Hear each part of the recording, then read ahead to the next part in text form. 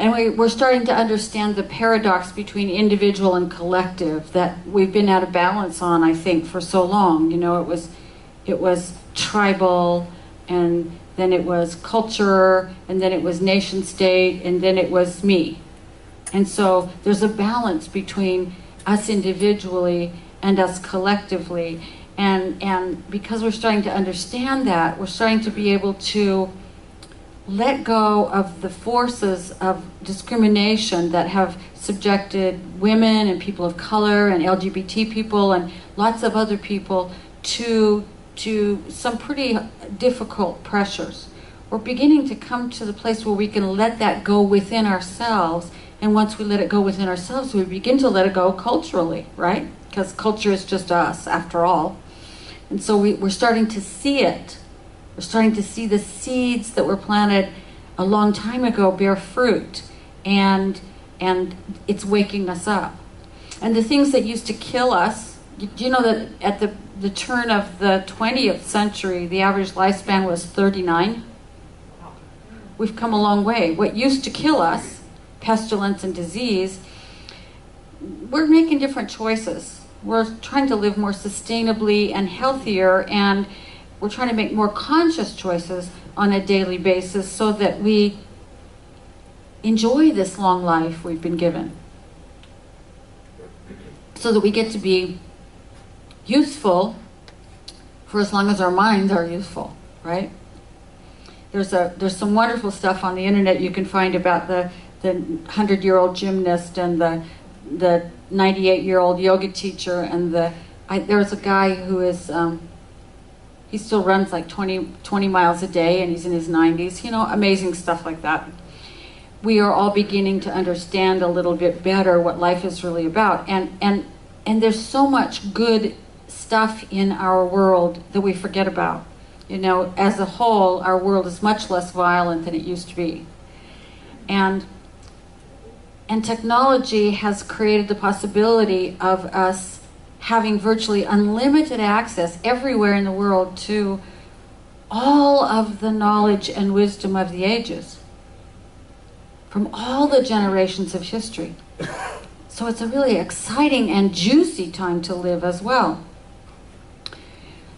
If we start to let ourselves see those changes that are happening for good, then our vision starts to get a little bit larger. There's a little bit more sense of possibility in us.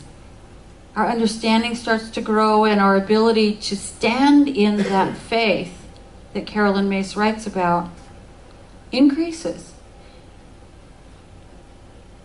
But the problem is sometimes we forget about how much good is actually happening. It's very easy for us to get caught in what the news, which isn't really news at all, news tells us about. We get hypnotized by the daily grind, and what we see or allow ourselves to see is just a really tiny little slice of life that somebody in charge of news media decided would sell, right? We forget to look up and look around and look into each other's faces and look for what's good. But there are people all over the place in the world telling us about those good things all the time. I read an article yesterday about a village in Spain. The people came together and put a refrigerator in their town square so that they could cook an extra portion of every meal, put it in the refrigerator so the homeless people could come and find a meal.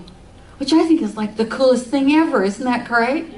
There's another place where they have a thing where you can put your cans in. I can't remember which country this is in. You take your aluminum cans and recycle them, and out comes dog food for the street dogs. I mean, we're doing cool stuff everywhere. People's hearts are opening. I just read an article also about a 20-something in Texas who was out to lunch, and she saw an older woman eating by herself, and she just walked over and said, "Let's have lunch together." And the woman was thrilled.